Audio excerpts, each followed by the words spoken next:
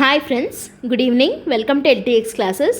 మనము ఏపీపీఎస్సికి సంబంధించి group 1 group 2 ఎగ్జామ్స్కి చాలా ఇంపార్టెంట్ అయినటువంటి ప్రీవియస్ ఇయర్ క్వశ్చన్స్, అంటే మనకు already group 1 group 2 exams APPSC conduct చేసినవి ఏవైతే ఉన్నాయో దాంట్లో జరిగిన ప్రిలిమ్స్లో అండ్ మెయిన్స్లో జరిగినటువంటి ప్రీవియస్ ఇయర్ క్వశ్చన్స్ని మనము కొన్ని క్వశ్చన్స్ని తీసుకుంటూ డైలీ అనాలిసిస్ చేసి, సో సైంటిఫిక్గా అనాలిసిస్ చేసి, అంటే ఇప్పుడు ఒకసారి ఈ క్వశ్చన్ ఇలా వచ్చింది ఈ టాపిక్ మీద అని అంటే ఫ్యూచర్లో దాని మీద క్వశ్చన్ ఎలా రావచ్చు, అంటే ఏపీపీఎస్సి ఒక టాపిక్ని చదివేటప్పుడు ఒక స్టూడెంట్ లేదా ఒక ఆస్పిరెంట్ ఆ టాపిక్ని ఎలా చదవాలి అని ఏపీపీఎస్సి ఎక్స్పెక్ట్ చేస్తోంది అన్న పాయింట్ ఆఫ్ వ్యూలో మనం ప్రీవియస్ ఇయర్ క్వశ్చన్స్ అనాలిసిస్ అనే ఈ సిరీస్ని స్టార్ట్ చేయడం జరిగింది.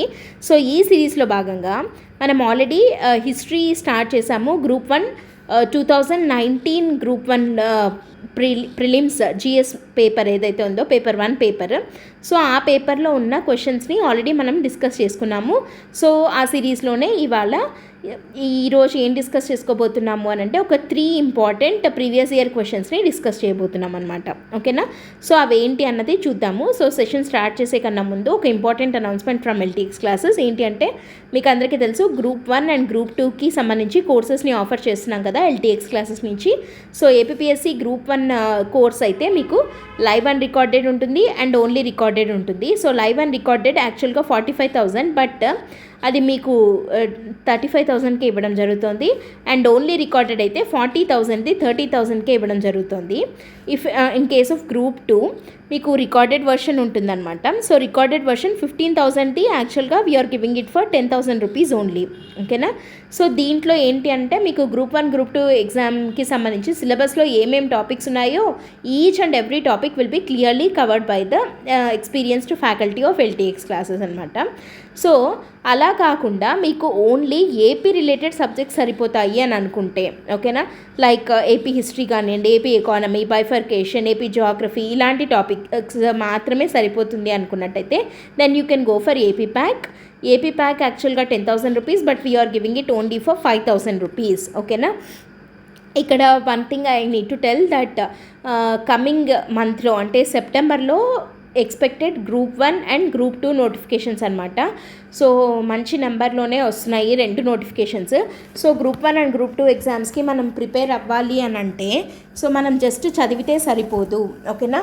సో ప్రాపర్ కోచింగ్ ఉండాలి అండ్ దానికన్నా కూడా మనకి ఏముండాలి, లైక్ ప్రీవియస్ ఇయర్ క్వశ్చన్స్ని ప్రాపర్గా అనలైజ్ చేస్తూ మనం ఆ టాపిక్ని చదివి మనల్ని మనం టెస్ట్ చేసుకోవాల్సిన అవసరం ఉందన్నమాట. ఒక టెస్ట్ సిరీస్లో జాయిన్ అవ్వడం కన్నా కూడా ఏపీపీఎస్సి ప్రీవియస్ ఇయర్ క్వశ్చన్స్ని మనం సైంటిఫిక్గా అనాలిసిస్ చేస్తే 100% మీకు రిజల్ట్ అనేది ఉంటుంది. అందుకనే ఈ సెషన్ని, ఈ సిరీస్ని స్టార్ట్ చేయడం జరిగిందనమాట. సో ఇక్కడ మీరు ఈ కోర్సెస్కి as soon as possible subscribe చేసుకొని వెంటనే మీరు కోచింగ్ని మొదలుపెట్టినట్టయితే దెన్ మీరు ఈ కమింగ్ నోటిఫికేషన్ని చాలా బాగా యూజ్ చేసుకోగలిగిన వాళ్ళు అవుతారనమాట. సో అండ్ మీకు ఈ ఆఫర్ అనేది ఉండి 30th ఆగస్ట్ వరకు మాత్రమే వ్యాలిడ్, బట్ మీకు ఈ కోర్స్ అనేది లైఫ్ టైం వ్యాలిడిటీతో ఇవ్వడం జరుగుతుంది. ఒక్కసారి సబ్స్క్రైబ్ చేసుకొని మీరు ఎన్ని గ్రూప్ 1 గ్రూప్ 2 నోటిఫికేషన్స్ అయినా కూడా యూజ్ చేసుకోవచ్చు. అండ్ దీనికి సంబంధించి మీకు ఏ డౌట్స్ ఉన్నా కూడా you can contact this number. ఈ నెంబర్కి కాంటాక్ట్ చేస్తే మేడం మీకు ఏ డౌట్స్ ఉన్నా క్లారిఫై చేస్తారు ప్రత్యూష మేడం, అండ్ గైడ్ చేస్తారు ఎలా సబ్స్క్రైబ్ చేసుకోవాలి ఏంటి అని చెప్పి. Or else you can visit the website ltxclasses.com. ఓకేనా?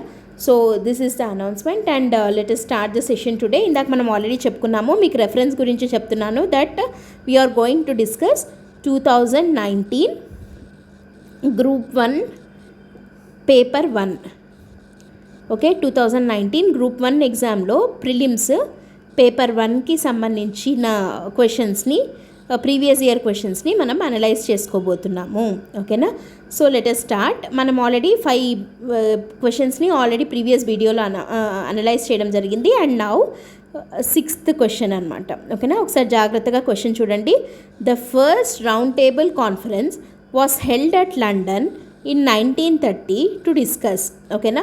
So first round table conference ఎక్కడ జరిగింది అని క్వశ్చన్ అని అడగట్లేదు. ఓకేనా? సో వాళ్ళే చెప్తున్నారు that it was held at London అని చెప్పి. ఓకేనా?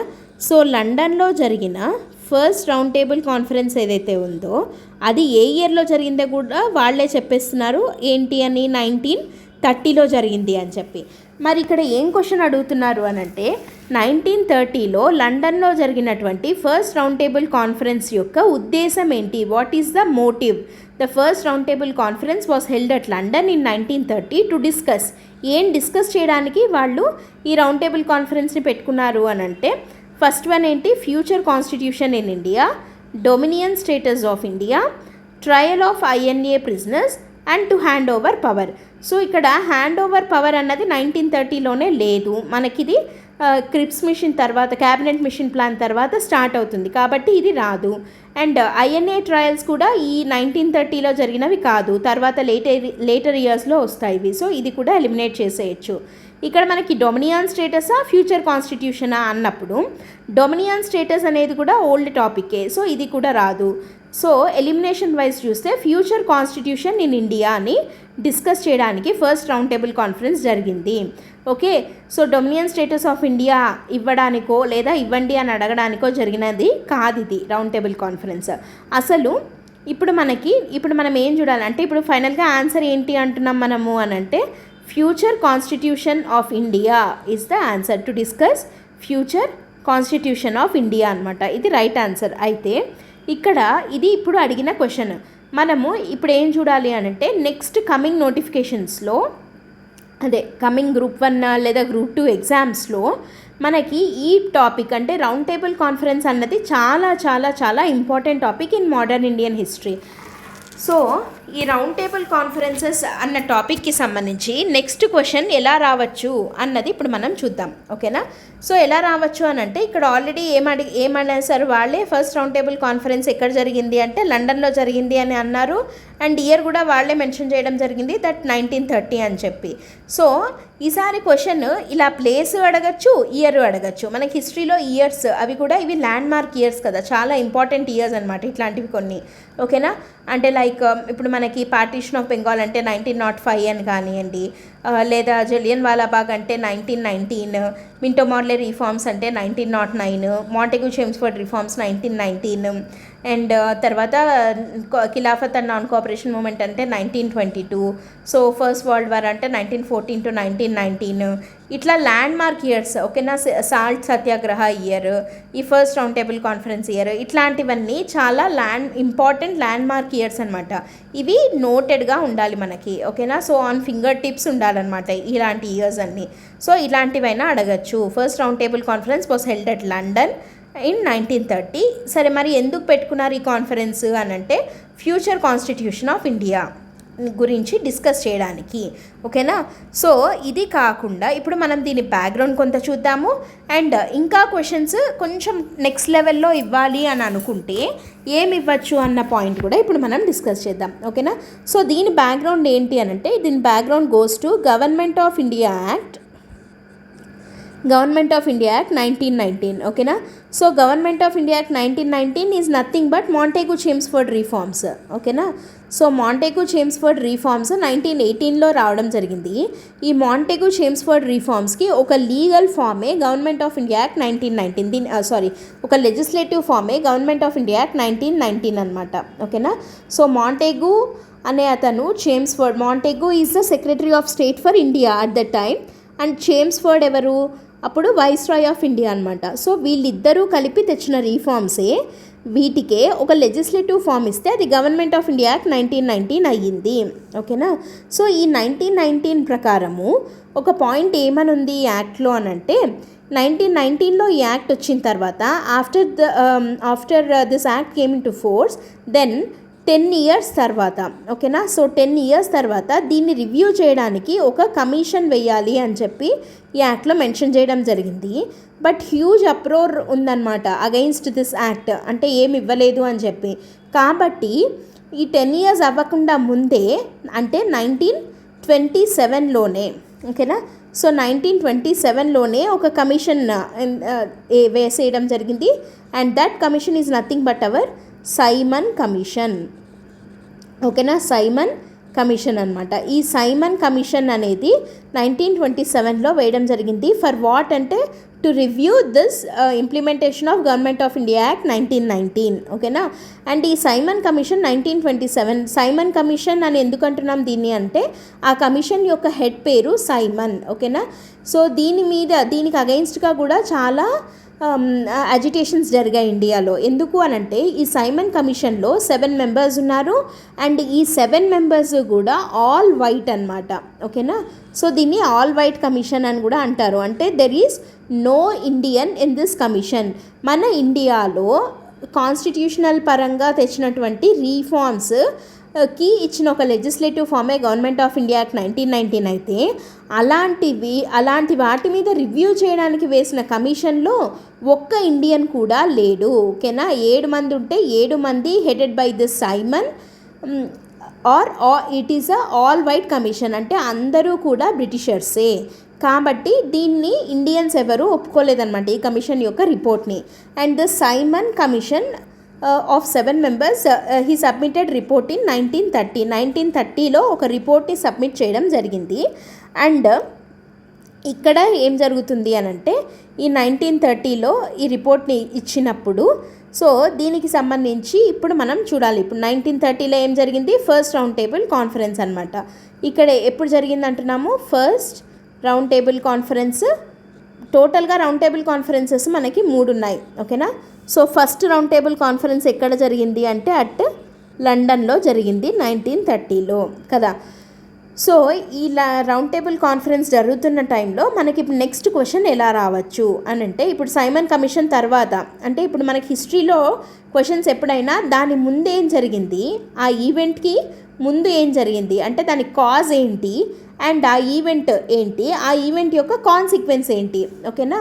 సో కాజ్, ఈవెంట్, కాన్సిక్వెన్స్ 3 చదవాలన్నమాట. హిస్టరీ చదివేటప్పుడు ఎప్పుడైనా ఈ 3 ఆర్డర్లో చదివితే మనం క్వశ్చన్ ఎలా వచ్చినా ఆన్సర్ చేయొచ్చు. అంటే ఈ ఈవెంట్ జరగడానికి, ఈ ఈవెంట్ ఏదైతే మనం చదువుతున్నామో ఈ ఈవెంట్ జరగడానికి రీజన్ ఏంటి అంటే కాజ్ ఏంటి, ఈ ఈవెంట్ జరగడం వల్ల కాన్సిక్వెన్స్ ఏంటి. సో అప్పుడు మనకి ఏం జరుగుతుంది అంటే మనకి ఇక్కడ మనం క్రోనాలజీ క్వశ్చన్స్ ఎక్కువగా వస్తూ ఉంటాయి హిస్టరీలో. ఓకేనా. సో క్రోనాలజీ అంటే ఏంటి, ఏ ఈవెంట్ తర్వాత ఏ ఈవెంట్ జరిగింది అని చెప్పి. సో ఇలాంటి క్రోనాలజీ క్వశ్చన్స్ని ఈజీగా ఆన్సర్ చేయాలి అని అంటే మనం ఏదైనా ఒక టాపిక్ చదివేటప్పుడు ఈ పద్ధతిలో చదవండి. దీని కాజ్ ఏంటి, ఆ ఈవెంట్, దాని కాన్సిక్వెన్స్ ఏంటి. అంటే ఇప్పుడు మనం ఇలా ఒక ఫ్లో చార్ట్ లాగా వేసుకోవాలన్నమాట. ఓకే. కాజ్, ఈవెంట్, కాన్సిక్వెన్స్ అని చెప్పి.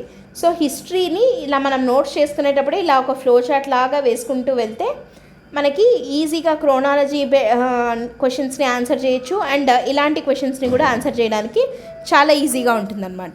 ఓకేనా. So first round table conference జరుగుతున్న టైంలో ఇప్పుడు నెక్స్ట్ క్వశ్చన్స్ ఎలా రావచ్చు అని అంటే ఈ టైంలో వైస్రాయ్ ఎవరు అని అడగచ్చు. ఓకేనా. సో ఈ టైంలో వైస్రాయ్ ఎవరు అండ్ ఆ టైంలో బ్రిటన్లో ప్రైమ్ మినిస్టర్ ఎవరు. ఓకేనా. సో బ్రిటన్ ప్రైమ్ మినిస్టర్ ఎవరు అండ్ వైస్రాయ్ ఎవరు, ఇలా క్వశ్చన్స్ వస్తాయి. So first round table conference జరుగుతున్న టైంలో వైస్రాయ్ ఎవరు అని అంటే ఇక్కడ చేమ్స్ఫోర్డ్ అయిపోయింది. నెక్స్ట్ ఎవరు వస్తారు, ఇర్విన్ వస్తారు.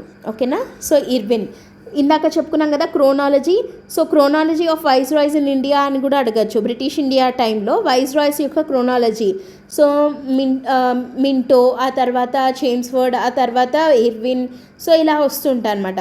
సో ఇలా క్రోనాలజీ ఆన్సర్ చేయడానికి ఇది హెల్ప్ఫుల్గా కర్జన్, మింటో, చేమ్స్ఫోర్డ్, ఇర్విన్ ఇట్లా ఆర్డర్ చూసేటప్పుడు మనం ఏం చేయొచ్చు, Irwin is the viceroy during first round table conference. And బ్రిటన్లో ప్రైమ్ మినిస్టర్ ఎవరు అని అంటే ఇది మనకి ఇంపార్టెంట్ ఎందుకు అన్నది చెప్తాను. రామ్సే మెక్డొనాల్డ్ ఇతని పేరు రామ్సే మెక్డొనాల్డ్. ఇతను బ్రిటన్లో ప్రైమ్ మినిస్టర్ అనమాట. ఫస్ట్ రౌండ్ టేబుల్ కాన్ఫరెన్స్ జరుగుతున్న టైంలో లండన్లో జరిగిందన్నాం కదా. సో ప్రైమ్ మినిస్టర్ అక్కడ ఎవరు బ్రిటన్కి అంటే రామ్సే మెక్డొనాల్డ్. ఇది చాలా ఇంపార్టెంట్ పేరు మనకి. అండ్ ఇర్విన్ కూడా వైస్రాయ్ ఆఫ్ ఇండియా ఎవరు ఆ టైంలో అంటే ఇర్విన్. బ్రిటన్ ప్రైమ్ మినిస్టర్ ఎవరు అంటే రామ్సే మెక్డొనాల్డ్. అండ్ ఇక్కడ ఈ ఫస్ట్ రౌండ్ టేబుల్ కాన్ఫరెన్స్ యొక్క ఇంపార్టెన్స్ ఏంటి అని అంటే for the first time Britishers Indians ఈక్వల్గా ట్రీట్ చేయడం జరిగింది. ఓకేనా. Indians are treated on equal basis with Britishers. ఓకేనా. సో వాళ్ళకు వీళ్ళకు ఈక్వల్. ఇందాక మనం చెప్పుకున్నాం దట్ సైమన్ కమిషన్లో ఒక్క ఇండియన్ మెంబర్ కూడా లేదు అని చెప్పి. అంటే we're not treated as equals with Britishers అనమాట ఇప్పటి వరకు ఎప్పుడు. ఓకేనా. బట్ ఫస్ట్ రౌండ్ టేబుల్ కాన్ఫరెన్స్లో for the first time Britishers Indians were treated on par with Britishers అనమాట. సో అది చాలా చాలా ఇంపార్టెంట్. కాబట్టే మనకి రౌండ్ టేబుల్ కాన్ఫరెన్సెస్ అన్నది వెరీ ఇంపార్టెంట్ అనమాట. ఓకేనా. ఇక్కడ ఇప్పుడు నెక్స్ట్ లెవెల్ ఆఫ్ క్వశ్చన్స్ చూద్దాం. ఓకేనా. లెవెల్ 2 క్వశ్చన్స్ ఎలా రావచ్చు దీనికి సంబంధించి అంటే ఇప్పుడు చూడండి ఒకసారి. టోటల్గా ఈ ఫస్ట్ రౌండ్ టేబుల్ కాన్ఫరెన్స్కి 73 మెంబర్స్ అటెండ్ అయ్యారు ఫ్రమ్ ఇండియా. ఓకేనా. అండ్ ఇక్కడ very very very important point ఏంటి అంటే అప్పుడు మనం పొలిటికల్ ఆర్గనైజేషన్ ఏంటి ఫేమస్, ఇండియన్ నేషనల్ కాంగ్రెస్ కదా. సో ఈ ఇండియన్ నేషనల్ కాంగ్రెస్ నుంచి నో వన్ రిప్రజెంటెడ్, అంటే ఐఎన్సీని రిప్రజెంట్ చేసింది 0. INC refused to attend first round table conference. ఇది చాలా చాలా ఇంపార్టెంట్ పాయింట్ మనకి. ఓకేనా. సో ఐఎన్సీ నుంచి ఎవ్వరూ రౌండ్ టేబుల్ కాన్ఫరెన్స్కి లండన్కి వెళ్ళి అటెండ్ అవ్వలేదు. ఓకేనా. కానీ ఎవరెవరు అయ్యారు అన్నది ఇప్పుడు చూద్దాం. ఎవరెవరు అయ్యారు అని అంటే ముస్లిం లీగ్ వాళ్ళు అటెండ్ అయ్యారు. హిందూ మహాసభ ఉంది కదా మనకు అప్పటికే.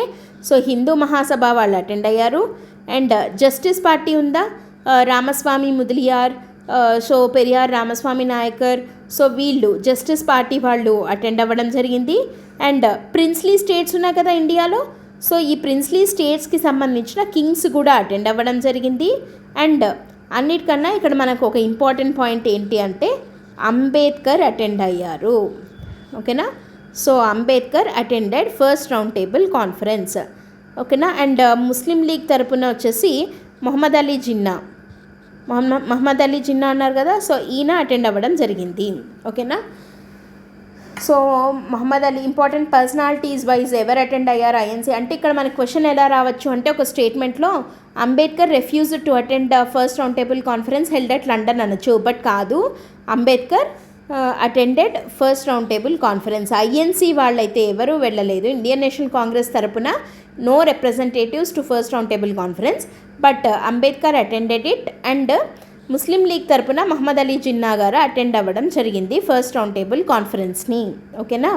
సో వీళ్ళు important personalities that attended first round table conference even though Indian National Congress refused to attend it అనమాట. ఓకేనా. సో అక్కడ ఇప్పుడు ఇంకా ఏమడగచ్చు అని అంటే అసలు ఆ రౌండ్ టేబుల్ కాన్ఫరెన్స్లో వేటి గురించి డిస్కస్ చేయడం జరిగింది అని అంటే వేటి గురించి డిస్కస్ చేయడం జరిగింది అన్న ప్రతి ఒక్క దాంట్లో ఇక్కడ మనకి అంబేద్కర్ అటెండ్ అయ్యారు కాబట్టి ఇక్కడ ఒక ఇంపార్టెంట్ పాయింట్ మనం ఏం చూడాలి అని అంటే separate electorates. Separate electorates for Muslim untouchables. Separate electorates for untouchables, అంటరాని వాళ్ళకి సపరేట్ ఎలక్టరేట్స్ కావాలి అని ఒక డిమాండ్ చేయడం జరిగింది. అంబేద్కర్ మూడ్ దిస్ ఐడియా అనమాట. సో అన్టచబుల్స్కి సపరేట్ ఎలక్టరేట్స్ కావాలి. సపరేట్ ఎలక్టరేట్స్ అన్న idea first of all Muslim league తీసుకొని వచ్చింది. దట్ మనకి షిమ్లా డెప్యుటేషన్ అంటాం కదా, ఆగా ఖాన్ వెళ్ళి మింటోని అడగడం జరిగింది. వైస్రాయ్ మింటో ఇన్ 1906లో వెళ్ళి అడగడం జరిగింది that Muslims need separate electorates అని చెప్పి. సో ఈ కమ్యూనల్ ఎలక్టరేట్ సిస్టమ్ అన్నది 1909 మింటో మార్లే రీఫార్మ్స్తో మొదలవ్వడం జరిగింది.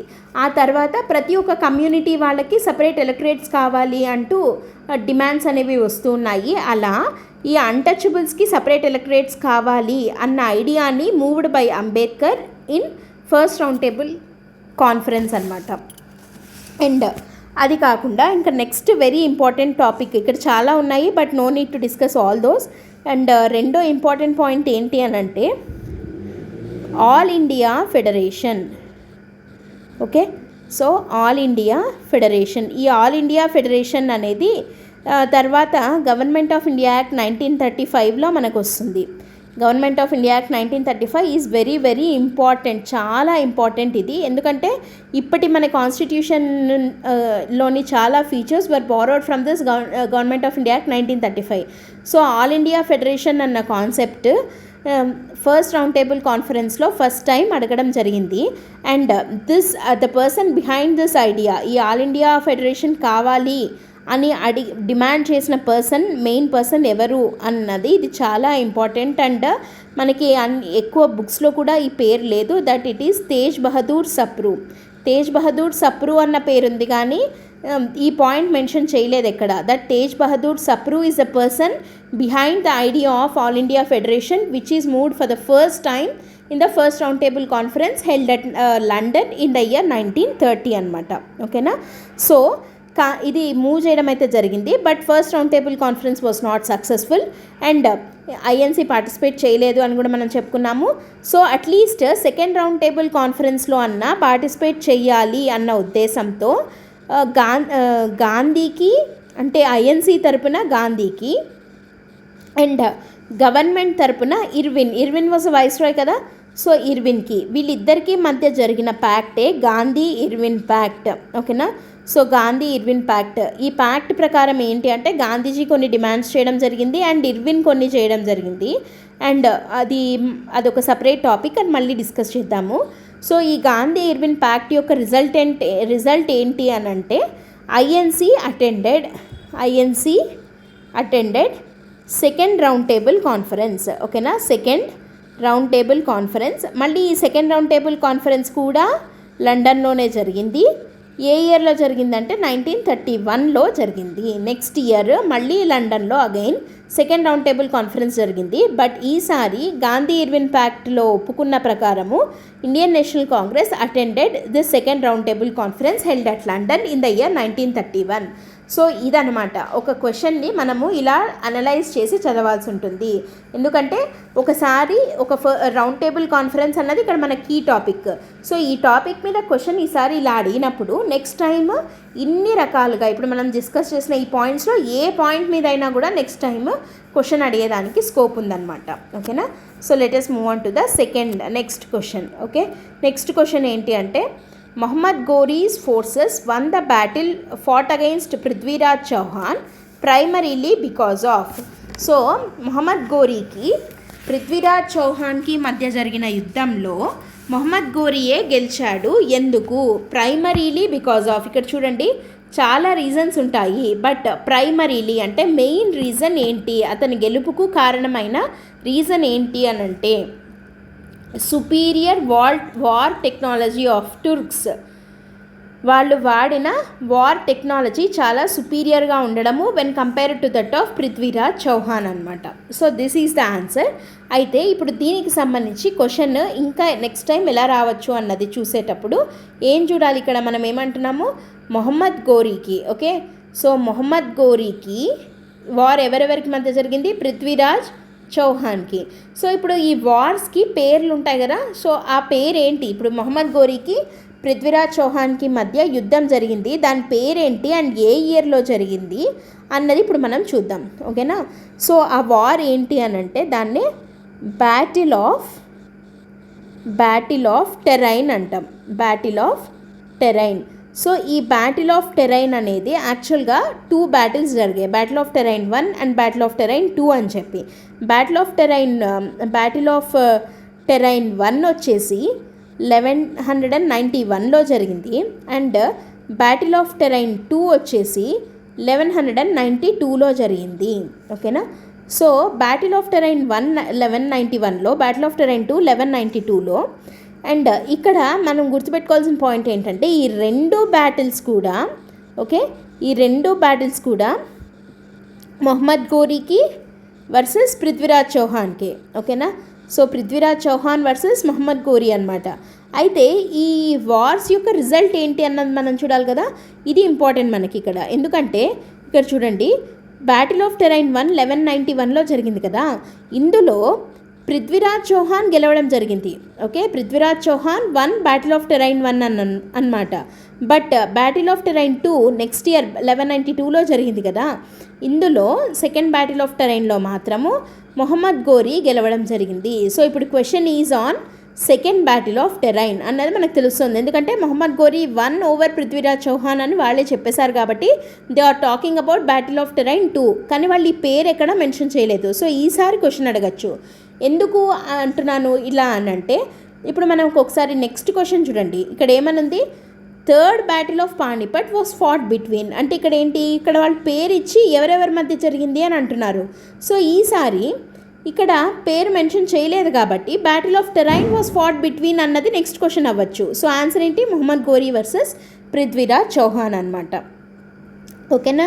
సో పృథ్వీరాజ్ చౌహాన్ యాక్చువల్గా he became king at the age of this person he became king at the age of 13 ఇయర్స్కే రాజు అయ్యాడు. అండ్ అయిన తర్వాత but he extended his empire between Betwa and Sutlej. అంటే ఈయన ఎంపైర్ ఎక్కడి నుంచి ఎక్కడి దాకా ఉంది అంటే హిమాలయాస్ నుంచి మొదలుకొని మౌంట్ ఆబూ ఉంది కదా రాజస్థాన్లో, సో ఈ మౌంట్ ఆబూ వరకు స్ప్రెడ్ అయి ఉందన్నమాట. సో ఇది నార్థరన్ బౌండరీ, ఇది సదరన్ బౌండరీ అతని ఎంపైర్కి.